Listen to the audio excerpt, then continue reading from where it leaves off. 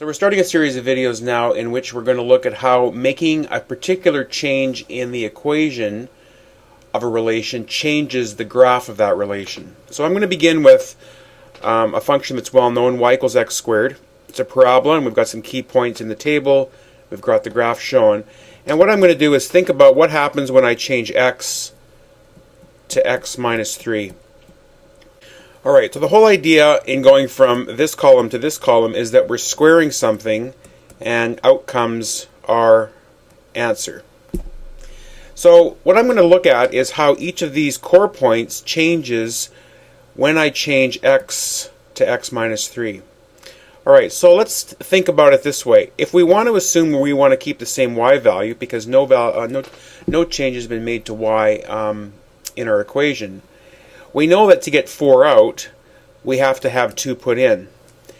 But if we notice that we're taking 3 away from our x, what that means is that instead of putting 2 in to get 4, we're going to have to put in a number that's 3 greater than it originally was. So 5 minus 3 would be 2, squared root would be 4. So our x coordinate has actually increased by 3 from what it was before.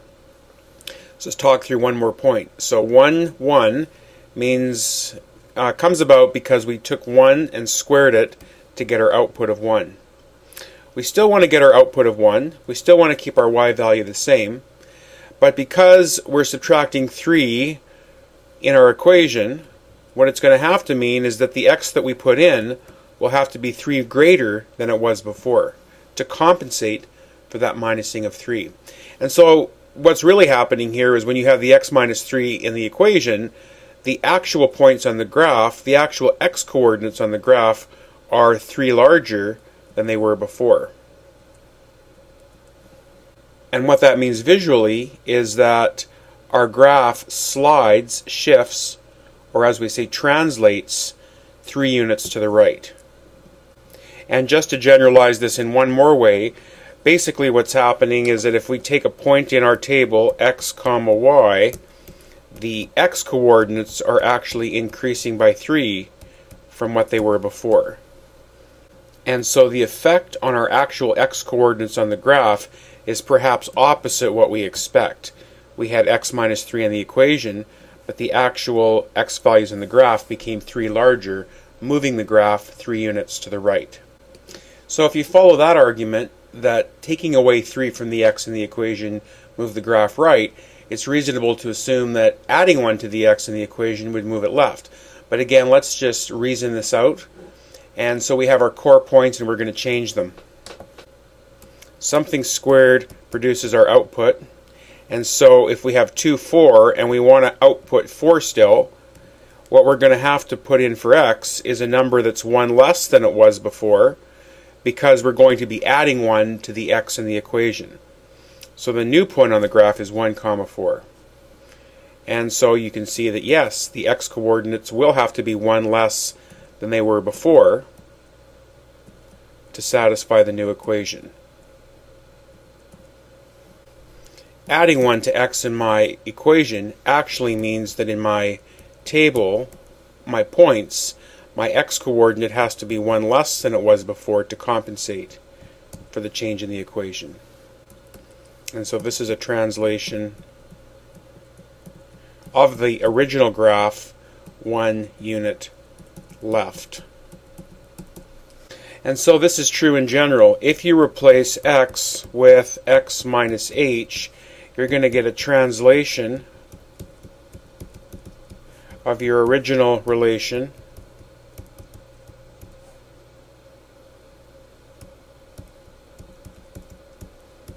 h units horizontally. If h is positive, we translate right. So if I replace x with x minus 3 as I did above, h is considered to be 3, because by the form we're using, the minus has to be there, and so h is 3. If h is negative, we translate h units left, And an example of a negative h is what I did in the second example, where I replaced x with x plus 1, which I'm going to think of as x minus negative 1. And so my h is actually negative 1. And negative is to the left. Positive is to the right.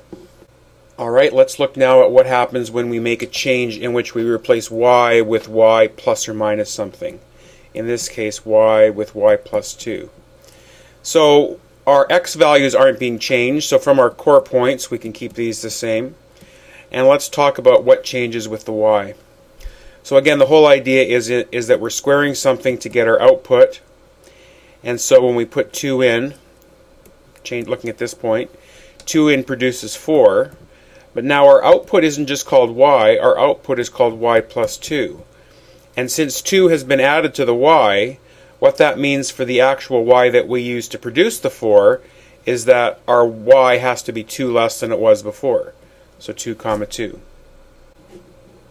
Let's talk this idea out with another point.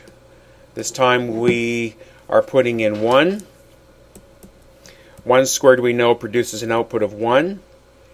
But our output isn't called y, our output is now called y plus 2. 2 has been added to our y in our equation. So to produce 1 out again, the value that we put in for y is going to have to compensate for the plus 2 in the equation by being 2 smaller, minus 1. And so you can see what's happening. Any point x comma y, the actual effect on the points in the graph mean that my y coordinates are 2 less than they were before. All the y coordinates are dropping by 2. Which when you graph them will cause the graph to slide down 2 units. Now you might think it's a little awkward to write this as y plus 2 equals x squared, but we're trying to make our change in our x and our y consistent with the way we did it with x. I could move the 2 over to the other side, and another way to think of this would be that our y values from what they were originally are 2 less, which you can see in the table. And so our graph is translated 2 units downwards. And so if replacing y with y plus 2 translated the graph 2 units downwards, you would think that replacing, in our next example, y with y minus 1 would translate the graph up 1 unit. Alright, let's follow the points and confirm this. So again, the whole idea of our equation is that we're squaring something and we get an output. We haven't made any changes in the equation to x, so let's keep the x the way it is and follow what happens to the y. If we put 2 in squared, we know we get 4 out. But our output is no longer just called y, it's called y minus 1. 1 is being taken off of our equation. So what we have to put in for our new y is a number that's 1 more than it was before to compensate for the minus 1 in the graph. And so on the graph, all the points translate 1 unit vertically. So this is a translation 1 unit up. And again, since we often isolate y, you could move the y to the other side and think of it simply as your original points, and what we're doing is we're adding 1 on. That's going to increase the y values by 1. So to generalize what we just did, if we replace y with y minus k, this will translate our relation, our graph, k units vertically. If k is positive, it'll be translated up, so it'll slide the graph k units up, keeping in mind that in my example above, y replaced with y minus 1, k value is this, 1. A positive k value is upwards. If k is negative, you slide it down,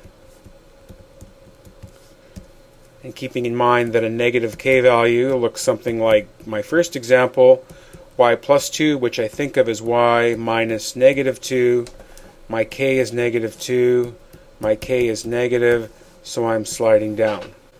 The effect on the actual graph is the opposite of what you see in the equation. If you see y plus 2, y replaced with y plus 2, the points in the graph are 2 lower than they originally were. Now, if you're wondering if all this theory applies for relations that aren't parabolas, the answer is yes. And so I've got just a general function here. It's a piecewise function, and 3 of the main points are in the table shown. Another way I could express this table would be to say that if I input negative 4, negative 1 comes out. If I input 0, negative 3 comes out. And if I input 5, 2 comes out. Alright, so I'm changing my x to x minus 3. And so based on the theory I just talked about, this should be a translation. The opposite of what I expect here, 3 to the right, in the positive direction. Okay, so let's just reason this through with my points. So I'm putting something in, and something's coming out. And since there's no change being made in the y, let's just think about wanting to keep our y values the same as they were, and how that's going to affect the x. So putting in negative 4 originally brought 1 out. But now 3 is being taken away from whatever I put in. So in order to compensate for this minus 3, I'm going to have to put an x value in that's 3 larger than it was before. So if I put in negative 1 minus 3 is negative 4, and we know that f of negative 4 is negative 1. Okay, one more time. If I put 0 in, I get 3 out, we know that. And so if we still want to get negative 3 out, and 3 is being taken away from our x, it means that our new x value has to be 3 larger than it was before. Okay, 3 minus 3 is 0. F of 0 is negative 3. And as expected, all of our x values are in fact 3 larger than they were before. That's going to cause the graph to move 3 units to the right.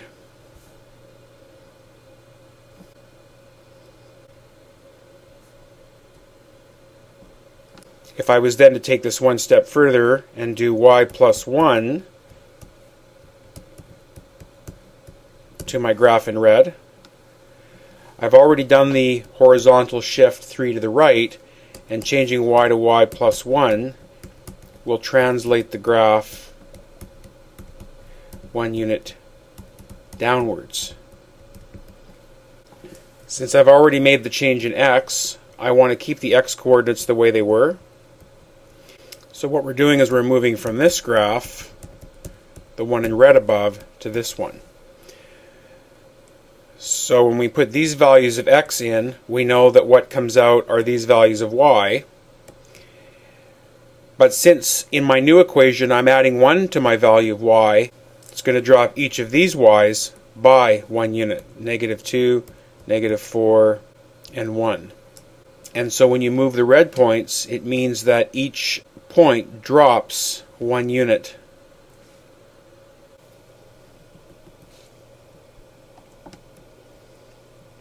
And so you have your final graph.